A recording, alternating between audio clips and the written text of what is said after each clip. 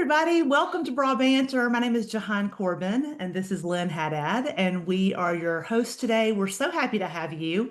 We are with an organization called Breast Cancer Recovery in Action. BRA is our acronym, so you can insert your supportive puns there. BRA is an organization that is first and foremost a community for breast cancer survivors and women navigating breast cancer, and we offer lots of resources free of charge to our members in the Middle Tennessee area as well as East Tennessee, and we also have groups in Florida. I like to say that the three E's are kind of the primary components of our program. We offer exercise in a group setting where we come out into the community and have pink ribbon certified trainers who help you work out and make modifications that are necessary after or during treatment. And then we have education, which BRA Banter is part of. What you're in today is the education piece. We have also a registered dietitian who helps us with nutritional information, lymphedema education, etc. Anything relevant to navigating breast cancer is under education. And then the third component, the third E, is emotional wellness, which we have seen that be so impactful to people as they navigate a cancer diagnosis and power through and do all of the surgeries and the chemo and the radiation and all the things. And then sometimes you get through all of that and you feel like, wow, I've been hit by an emotional Mack truck. So that is a safe space to process with other people who have been there. It's facilitated by two survivors, and we work through a curriculum together in a 9-week program that helps us kind of unpack some of the emotions that come along with a breast cancer diagnosis. So that's who BRA is. We're very happy to have you today, and I'm going to turn it over to Lynn to introduce our esteemed guest speaker. Yes. Well, first of all, thank you. I would love to introduce Katie Lang. I'm going to read your amazing credentials because I don't want to mess this up.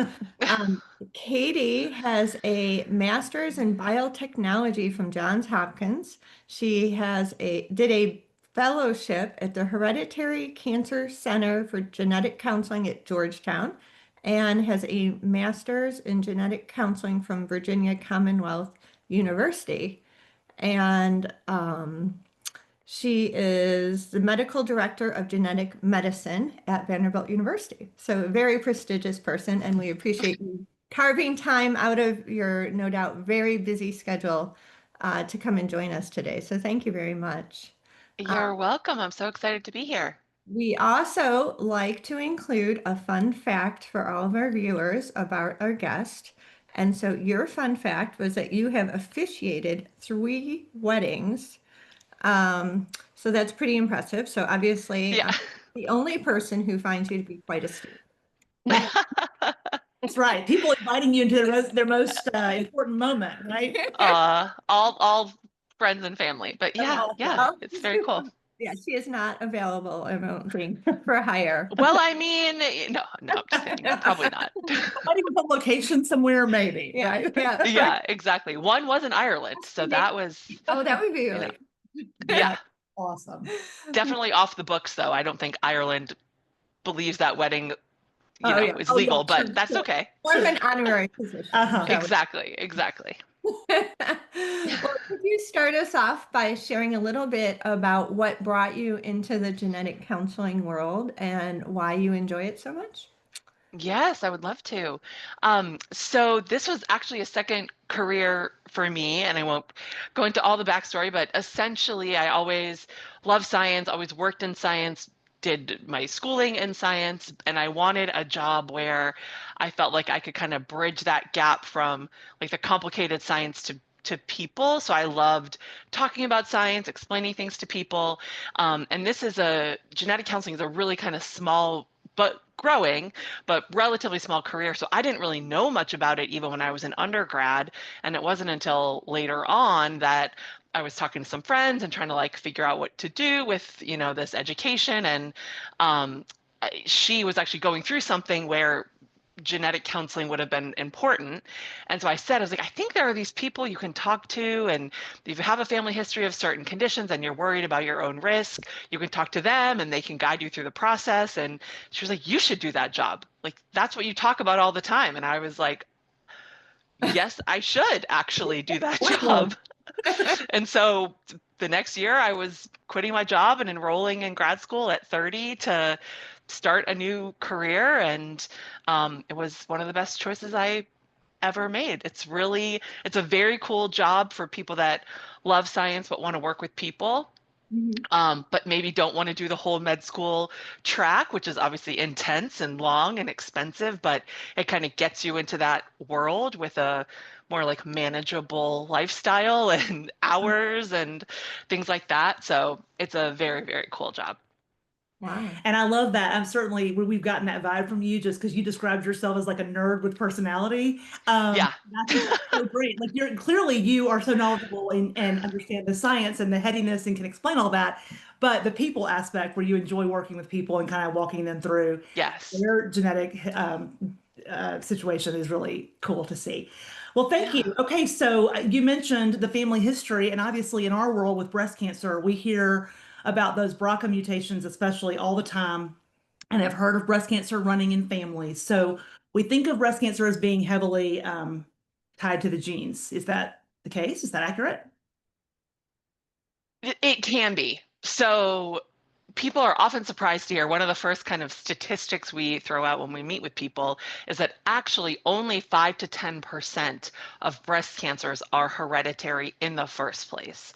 And when we use the term hereditary, we're defining that very specifically. We're saying people who were born with an abnormal gene like a BRCA mutation, but there are others, so that's definitely something I want to come back to. Um, and that abnormal gene is greatly increasing their risk to develop breast and potentially other types of cancer. Now, genetics more broadly in kind of a more complicated way probably play a role in another 20 to 30% of families.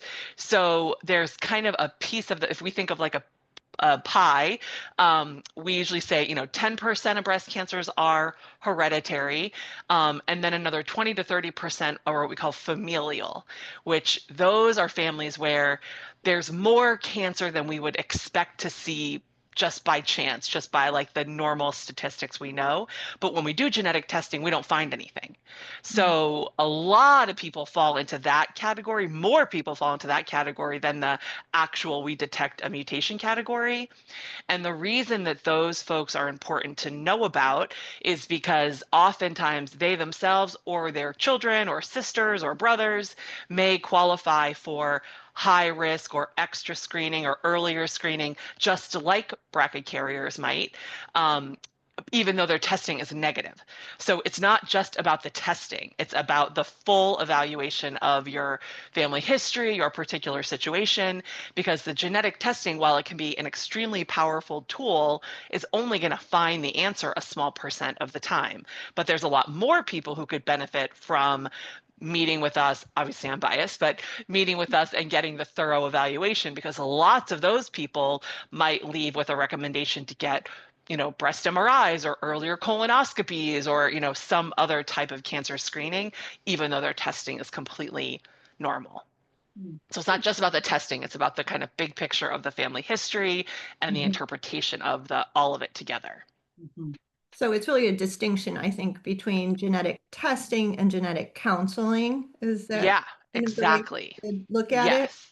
Yes, that a huge part of our job is, of course, ordering testing, Right. but a bigger part of our job is really the whole evaluation. So some people are like, I just want the testing. Why do I need counseling? And we're like, well, it's not counseling like talking about your Right. childhood. It's Right. it's It's not more about, counseling. right. Yeah, it's more counseling like helping you understand your risk factors and how they do and do not contribute to kind of this big picture. And yeah, there can be emotional parts of, people are worried about their futures, they're worried about their kids. So that is part of our training, but more often it's counseling just in terms of understanding your risk factors and what you should be doing about those things. Right. So in that family, like I think when we had our pre-call, I mentioned that like out of four sisters in my family, two of us have had breast cancer and neither of us have a mutation. You would encourage people who have familial cancer, I guess, Hmm. patterns to still reach out to Yeah. counselors such as yourself, even if Hmm. a family member did not present with a mutation, that there's still a value there. Yeah, I mean, I would argue yes. So one story that got some attention recently was Olivia Munn, who's an actress Mhm. who came out and talked about how she had genetic testing because of family history. She was negative. They did a further risk calculation. There's different models. They're just named after people, but one is called Tyrer-Cuzick, one is called CAN risk. There's a couple of different ones, the Gale model, but this is a way to calculate people's risk based on family history, genetics, but also like breast density and when you had kids and hormone factors like protective factors, risk factors. And that evaluation gives you a number. And that number is your lifetime risk of breast cancer. And if that number is over 20%, you qualify for breast MRIs to be paid for by insurance, which, let's be honest, is what it always usually comes down to. And that is a long-standing, like, American Cancer Society recommendation. So our goal is to get people not just a number, but to into the right kind of bucket of screening. Like, what is the right screening for you? So I was so happy to hear her sharing this story because that's the message we've been trying to scream from the rooftops for years, that it's not just about your testing. And I should follow up that when she had that, they ran the model, they found out her risk was high, she got an MRI, and she had bilateral breast cancer in her 40s that was not seen on her mammogram. So it, you know, saved her life ostensibly. Um, but had she just been reassured by the negative testing, she might not have gone that extra step. So that's why even if you've had negative testing in your family, we're still happy to see you to do the full evaluation. And it could be that depending on when that testing happened, there might be updated testing that we can do now because it's not just about BRCA anymore. There's Right. a whole bunch of genes related to breast cancer. So when somebody says I'm BRCA negative, I don't want to say it's pointless, but it would be like having a mammogram of half of your breast. It's like, well, great, there's nothing there, but there's other stuff to look at. And it could be that there's a different gene that we can test for now. So BRCA is kind of like the brand name of testing. It's like what people refer to. But really, most of the time, if you're having testing now, you're having it for way more than BRCA. Right. Yeah, I think you make such an interesting point. First of all, I'm glad Olivia Munn is using her platform to share this because I feel like Yes. really, and I'm one of them, I can lump myself in this category. A lot of people, even those of us that have experienced breast cancer, we're sort of I did not understand until I got into a deeper conversation with you about the fact that you could have negative testing and still have these other, there's so many nuances to it. And then Mhm. also Mm-hmm. the field is changing so rapidly. So like I Right. was Yep. diagnosed 7 years ago and already I could be tested for more things now than I was. Mm-hmm. Um, Mm-hmm. so it's just, I think there's a lot of value to really being up to up to date on the latest like And she's screening. Yeah. a celebrity who's She is intelligently like using her using, voice. yes, I'm Sometimes so thankful. I feel like the Yeah. voices are, really rationally Hmm. amplifying information, and it's like fear of MRIs, and Hmm.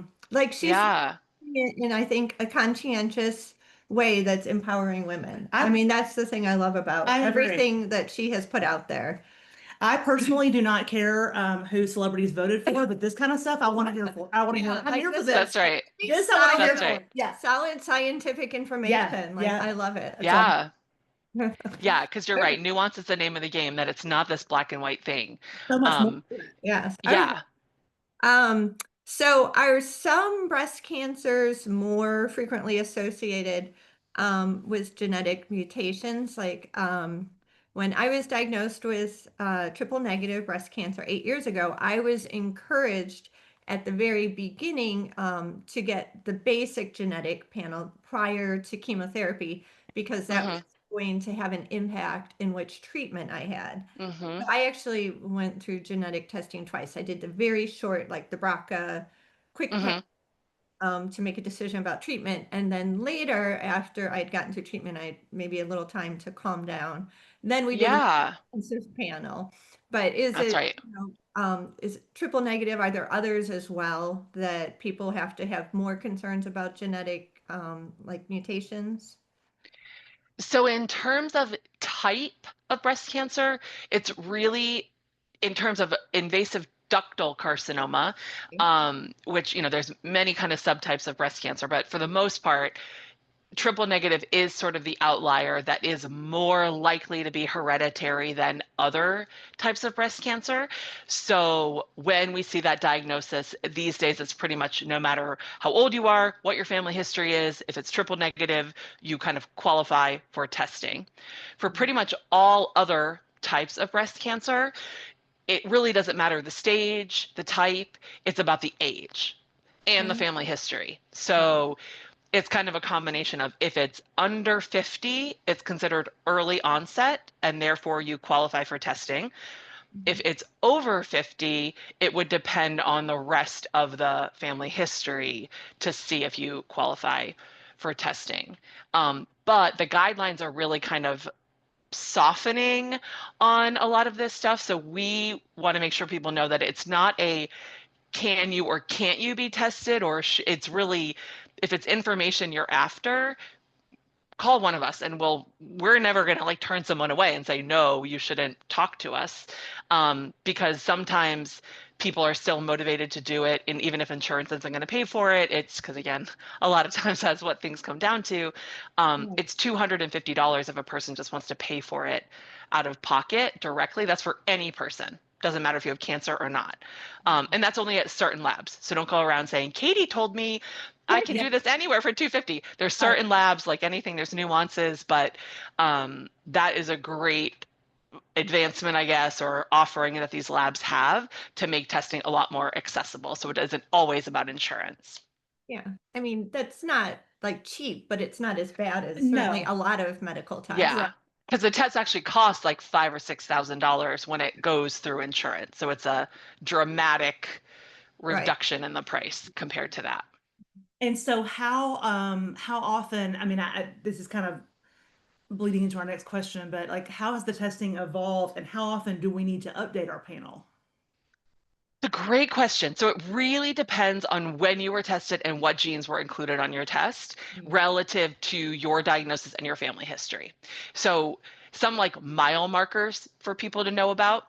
One is 2006. So prior to that, the only thing was that it was available was BRCA testing, and even then it wouldn't be considered complete BRCA testing compared to how we do it today.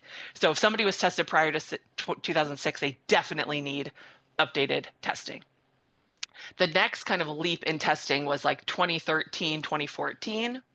That was when the tests that we are familiar with now, what we call panel tests, where there's a bunch of genes, not just BRCA1 and 2, those kind of came out around that time. So there was a couple years there where insurance hadn't quite caught up, or people weren't sure about panels, or there was also a patent on the BRCA1 and 2 genes until 2013 that was overturned by the Supreme Court. So there was a weird period of time where you had to get BRCA testing at one lab and then a panel that didn't include BRCA at another lab. And then eventually everybody could add BRCA to their panels, and now it looks how it looks today. So that was like a weird time where you may actually have an updated test if you had it back then, or you may have an outdated test. It depends on what the test was. Since then, most people are getting panels, and some people are surprised to hear that even 10 years later, sometimes there might not be an updated test. So it's not really about the date, it's about what was included in the test that you had. If you just had a breast cancer focused panel, you might want to go further, but there really haven't been major breast cancer genes added to the panels since they were developed. In fact, it's gone the other way, where genes have actually come off of panels because we figured out with more data they're not associated with breast cancer like we thought they were.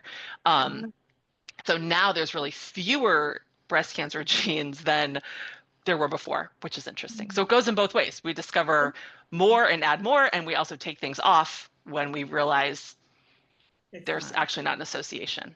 so interesting. Well, so Yeah, say, I mean, you always receive your results in written form, right? So you say should. my last copy, well, at least I go to Vanderbilt, so I've always received my copy in writing or written copy. Um, Hmm. if I wanted to know if I should update my testing, could I take take my results and compare it to something online to say, All right, looks like they're testing now for more mutations. I need to go in and make an appointment, or would I contact I somebody? wish I had a good answer. I would say And the I just best thing for folks to do, wasn't huh? recall. Sorry, I threw you a curveball. Oh, no, that's okay. I'm I having think people should go back to who tested them yeah. and say, hey, you tested me. Should How I do more? And usually what they'll do is they'll reach out to the genetic counselor. If it wasn't a genetic counselor, they'll reach out to the genetic counselor nearby, or if it was a genetic counselor, will tell you, because the answer is always going to be, it depends on your family history. So your panel might have been complete in terms of breast cancer genes, but some people come, they have breast cancer, but 5 people in their family have colon cancer. So Right. I would look at that and say, well, yeah, it's complete for your diagnosis, but it's not complete for your family history. So it's hard to say who needs updated tests. It all depends on what we're suspicious for in your family and if the test you had included all of that. I would also say that it is definitely true that if you look at the numbers of genes, now the biggest test we can order can have 70, 80, 90 genes on them, but none of those are breast cancer genes. So just because there's bigger tests available does not mean every breast cancer survivor needs a 77 gene test. Because the way we look at it is, if we do a test on you and we find a mutation related to an adrenal tumor, we didn't explain your breast cancer. We Right. just found this other thing. And that might still be valuable information that people want, but it's not that anything we find we're going to pin to your diagnosis. Sometimes we find what we call incidental findings, where we go looking for one explanation and we find something that explains nothing but is still relevant to your medical care or something like that. So there's different kind of almost like mental approaches to testing. If you want to just understand why you were diagnosed with what you were diagnosed with, that's one approach. If you want to know anything you could know about your genes and your cancer risk, that's a different approach. So that's exactly the conversations we have with people of kind of deciding what they want to do. So don't think just because there's a bigger test, you have to have it, because it might not be relevant to your situation just because there's more genes now.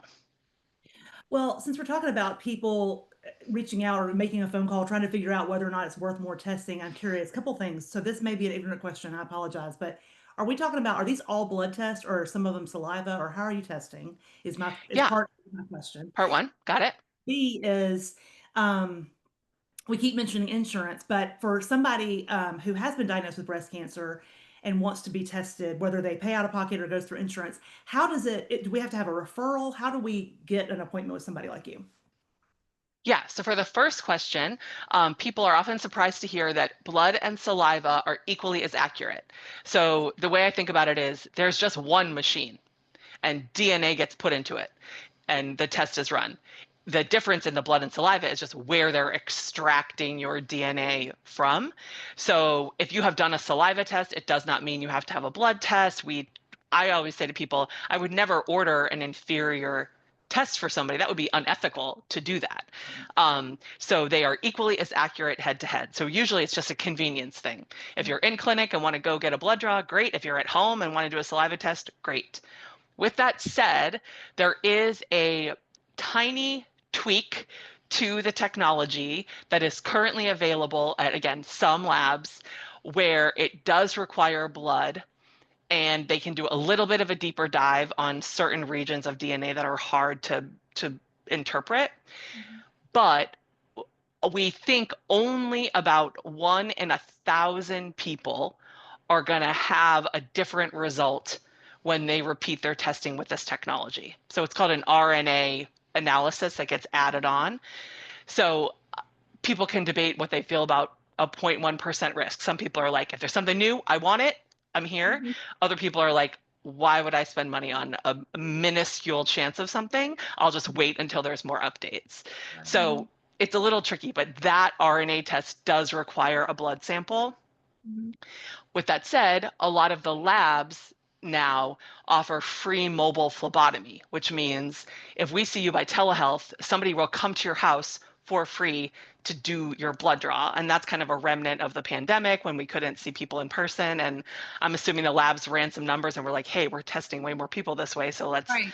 keep paying for it. So again, not every lab offers that, but several of the big ones do. And so we recommend see us by telehealth and stay at home and don't have to sit in traffic and park and all that fun stuff. And then we'll just send someone to you a week later and Wow. we can do the whole thing from home. I wish all of Vanderbilt did that. I know. I know. I try to always give credit where credit is due, Okay, that it so is not Vanderbilt that is paying for that. question. I love Yeah, that needs to be done. Yeah, right? bring everything to my house. Yeah. In terms of referrals and stuff like that, it's very much clinic by clinic. So like we don't require a referral, but we do like one because we want this information to go to somebody to like continue your care. Sometimes people's insurance requires a referral to see a specialist or whatever, so it's very dependent, but depending on where folks are, different clinics may require one or not. They should just call and find out. Yeah. Okay. Okay. Fair enough. Okay. So when we were talking in our pre-call, we were talking about that there are certain other types of cancer that there are Mhm. correlations between breast cancer, then the people have a higher risk. Like I think there's a correlation between breast cancer and melanoma, perhaps. Could we talk about that a little bit? Yeah, Like the health. yes.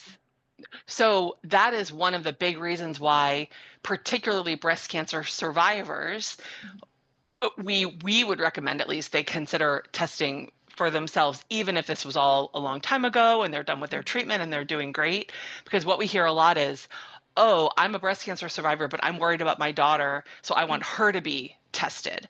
Right. And we usually say, well, actually, if mom or the survivor can be tested, it serves several purposes. So one is we want to know the cause of the cancer if there is one to find. And by testing the person who had cancer, that gives us the most information about the cause of that cancer or not. If we test another member of your family and they test negative, we don't know if they're negative because there is no mutation to find, because that's the case in 90% of breast cancers, or if they're negative because they just got lucky and didn't inherit the mutation in the family. So, but that's not what your question was. Your question was about other cancers. So that's the other reason why Connection. survivors, would be better to be tested, because we would hate to have somebody go through all of that and then develop a preventable second cancer that we could have had a heads up about based on their genetics. So depending on the gene, there's kind of different patterns of cancer or different risks for cancer we might see. So the BRCA genes kind of famously or infamously are associated with ovarian cancer. A lot of people don't know they're associated with prostate and a particularly aggressive form of prostate cancer. So we hear a lot about, daughters and sisters, but we should also be talking about sons and brothers, and dads for that matter, and pancreatic cancer, actually. There are some studies possibly linking melanoma. It's still kind of a tenuous link, I would say. We don't have a lot of great data on the link between BRCA and melanoma. There's actually different genes related to melanoma, if that's in a person's family.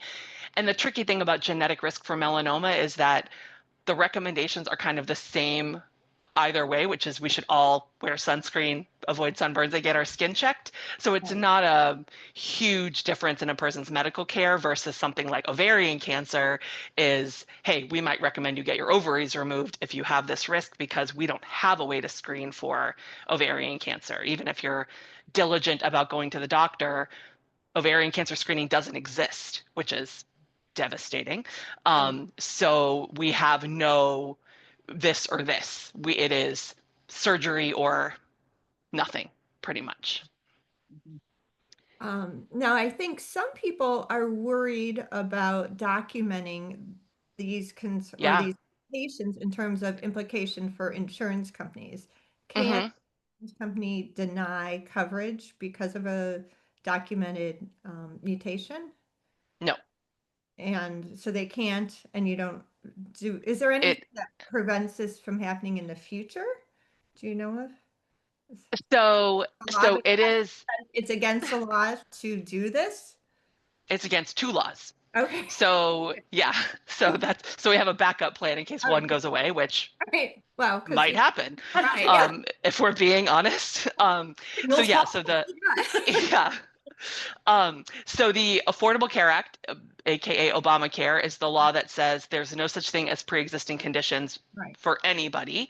So Uh-huh. that also would protect like a cancer survivor, but also a genetic risk as a pre-existing condition. So that's the first kind of tier.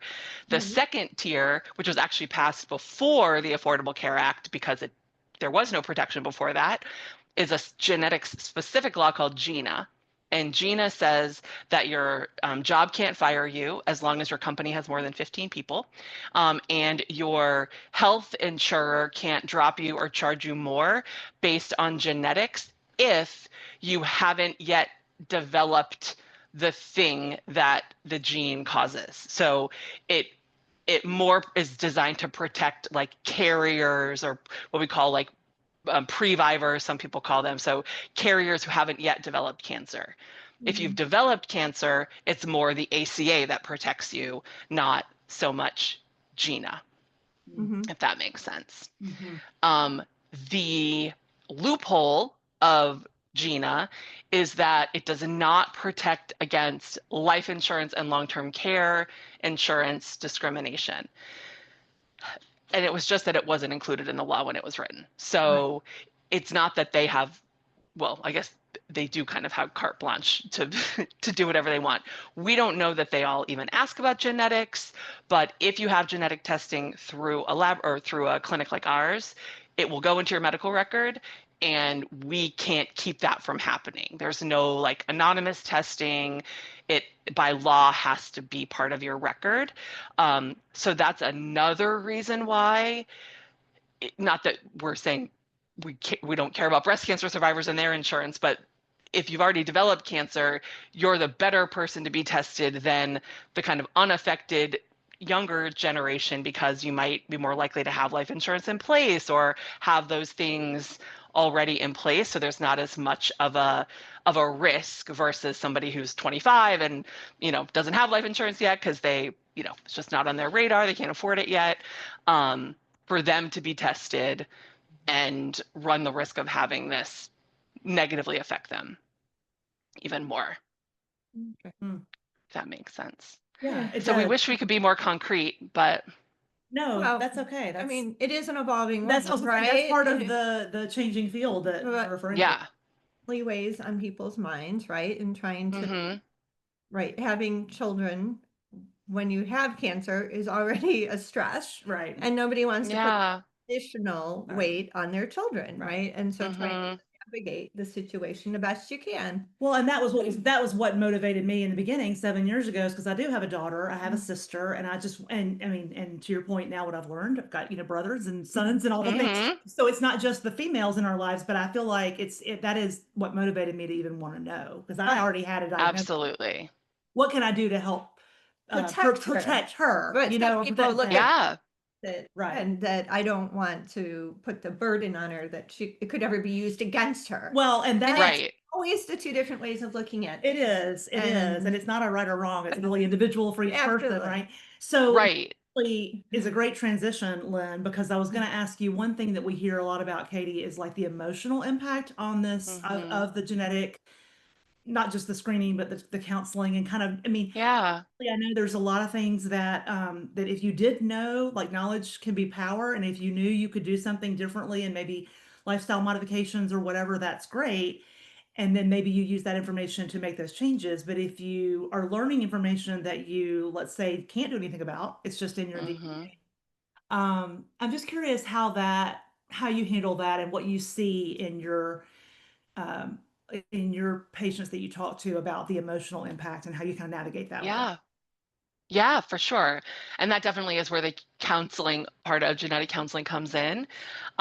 We see it in a lot of different ways. We see families where they feel incredibly empowered. They feel, I don't want to say grateful in a like a flippant way, but genuinely they are like, I am so glad I know this because, and to your point, we can't do everything or something about everything we find, but we can do something about a lot of what we find. And one thing that we try to frame this as with people is if we identify a risk in a family, it has been there for generations. This is not something anyone did. This was literally there in their ancestors and has been passed on and passed on. And we just live in an era where we can find it and hopefully do something about it. So we try to frame it as this isn't an emergency in terms of no one should be making decisions quickly, rashly. And now certainly if you have a new diagnosis, that's a little bit different. But for, the folks that find out without a diagnosis, we try to make sure that this was there 2 months ago, this was there 5 years ago, this was there 15 years ago. We just know about it now. So there is time to make a plan, meet with people, talk to people, figure out what you're going to do. That's part of our job, is to make sure you're in the right hands with some of those decisions. But we just try to frame it as this is new information. It is not a 5 alarm fire like a diagnosis would be, where yes, time is of the essence and things have to happen quickly. And but with that said, I think particularly it's mostly women that we see in clinic. There's a guilt factor for sure, I think particularly for moms. But I have never seen it go in the other direction, where a child, even if they're an adult, like resented a parent for testing positive. So it is a normal human thing that somebody is going to say, oh, I did this to my child, but you don't feel that way about your parent that didn't pass it on to you.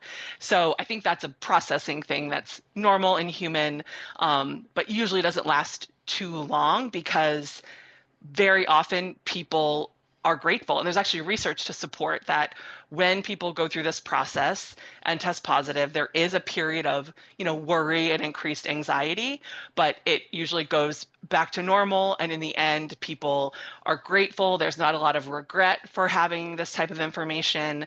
They're glad that they know, and they feel empowered to make a plan, because lots of people get cancer and the overwhelming majority of them have no idea when or if it's going to happen. Where this is a population that can be ready. They can be ready screening wise and planning wise and risk reducing wise, but they could also be ready, with getting life insurance or, other things that they can be ready for. So, so it is a very real part, but I think the reality of it is often less scary than people might think when they first start thinking about it.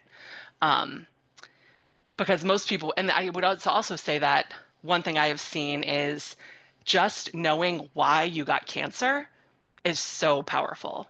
Most people it's the first thing they might say. What did I do? How did this happen to me? Was it this? Should I have eaten more kale? Or, the things we do to ourselves. And to be able to be told, it was this abnormal gene. There was nothing you could have done differently. This was, a risk factor that you were born with. I think there can be kind of a release there too for people. Yeah. It's like reassurance. Right. No, I think in our emotional wellness groups, we see a lot of members struggling constantly with, fear of recurrence, but blaming themselves for the first occurrence of cancer, and a fear that they're going to do something wrong and come back. That kills me. Yeah, we see that so much. We see this. Hard. It's so hard. And there is a balance, right? We do encourage everybody, and we all want to try to live a healthy life, but in a different way, right? Well, yeah, and it's really hard when you got somebody that's questioning, like, 25 years ago in college, I drank too much. And you're just like, so did everybody. Breast cancer, you know what I mean? Exactly. Exactly. A risk factor is different than a cause. Right. Yeah. And I think that is lost, especially now with all the influx of information for people that, and I'll stereotype a little, but I think particularly as women, we tend to go internal and blame ourselves, and genetic mutation or not, it's not your fault. Right. But yeah, that is a very pervasive thing. And I do see it sometimes when actually people test negative. There's a weird, I shouldn't say weird, but a surprising reaction that people have that they're like, I kind of hoped I was going to get an answer, even though that answer would come with all this other stuff that would be more on their plate and new things to deal with. So it's not this black and white that every negative result is joyful and every positive result is terrible. It's actually a lot of mixed feelings in between both ways. Well, Yeah. and the opposite is true too for like with people who try to pinpoint something they did or ate or Hmm. whatever. But we also have people who come in that are like, I've never had a drop of alcohol. I've Hmm. been running marathons Yeah. since I was 10. I've been whatever. Yeah. And somehow we're all here with the same diagnosis. Exactly. There's just too Yeah. many, especially with breast cancer. There's so many environmental factors that we just don't know about that Hmm. Right. People come who, into that. right, had led a very clean life and got it, or Right. people who, after the first occurrence, Absolutely. came back. I mean, it's just, There's just no, there is no rhyme or reason in yeah. so many cases. I always say if it was that simple, we would have figured it out. Exactly. Exactly. That's Yeah. right. Right. That's Yeah. right. It wouldn't be such a mystery, but Well, it's and not. breast cancer is so many different subtypes and forms of cancer that it's a Hmm. very, I think, complex case. That's right. Yep. So, I messed up. I'm gonna just fess up to Lynn. So do you want to do, I'm sorry, I got overly excited and asked you early about the referrals and the insurance, but you want to ask about the providers, well-meaning providers. So well, I messed up our flow. I'm sorry. There's no messing up. On me. uh, this is banter. You're allowed to ask That's right. We're questions. bantering. No shame here.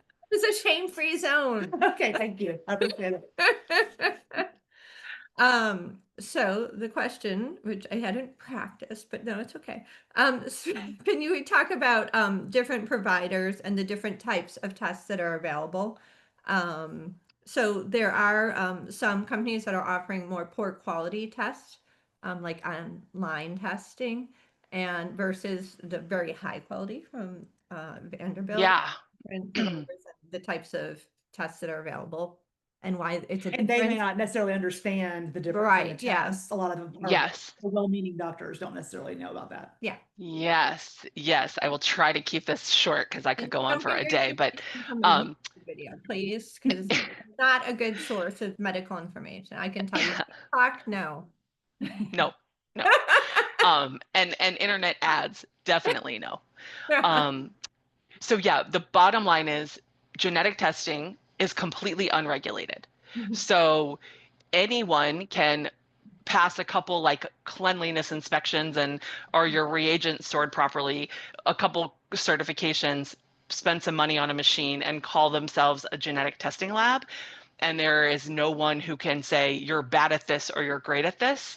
The only the only barrier to a patient getting a good test or a bad test is who is ordering that test. And it is very hard, unless you live and breathe this world like some of us do, to know the difference because the reports look similar, they have fancy technical language, but there are genuinely harmful tests on the market that if a test is offered without a medical provider involved, do not trust it, period.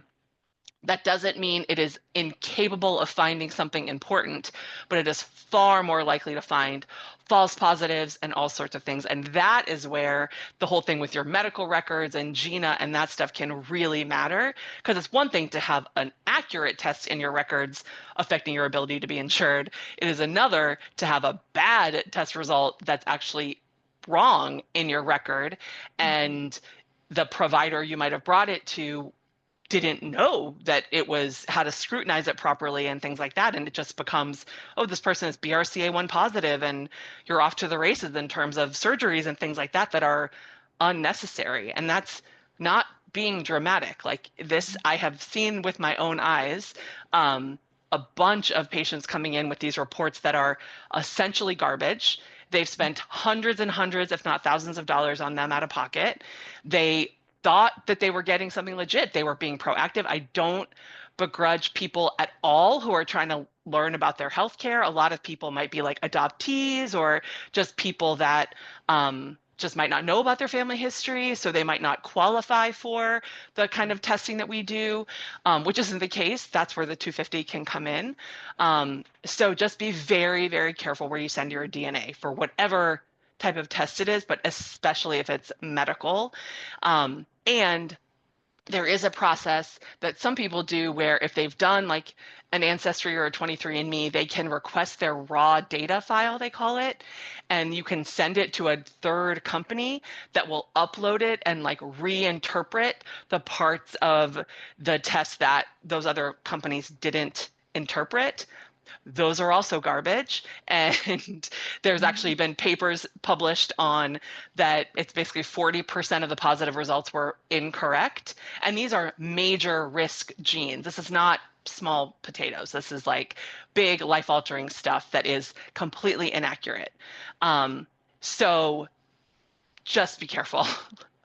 To think that people might have hysterectomies and mastectomies based on this or whatever. That's It's happened. Not audit any of this. or regulate. Or like, I don't understand. So it's there's pluses and minuses.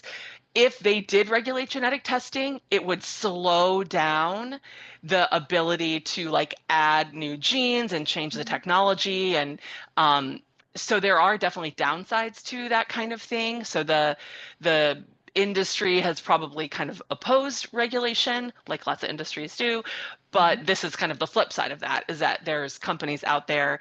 Some of them are actively like scammers. Some of them are more just poor quality, and it's very hard to kind of prove.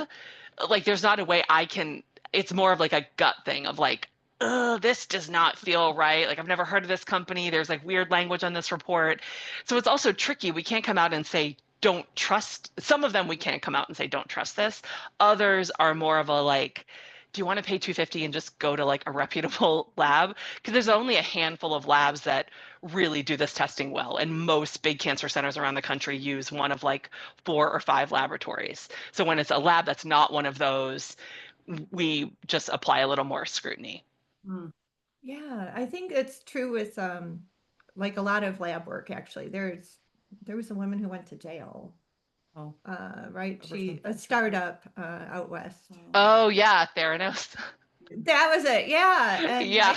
a big startup and she's in jail now Oh. because, Well, I don't know if it was malicious, but they weren't doing the right things. Well, I mean, There were people in the or maybe Southeast it that went to was. jail over genetics, over running a genetic testing, a full-blown Medicare scam. Yeah. That when I used to practice in Atlanta, we would see some of these reports and we were like, what is this lab? And then people got busted and they were approaching elderly people in like church parking lots and grocery stores and cancer survivors and milking Medicare for thousands of dollars per test and running these shoddy, cheap tests. You're going to jail. Yeah. $2 billion, $2 billion Medicare scam. And it was all just genetic testing for cancer risk. So, and it was here, it was in this area. So it's tricky. It's tricky. That's why, again, we're sticklers for like, just come and see us. There might be a little bit of a wait, but it's worth it. And so You'll know.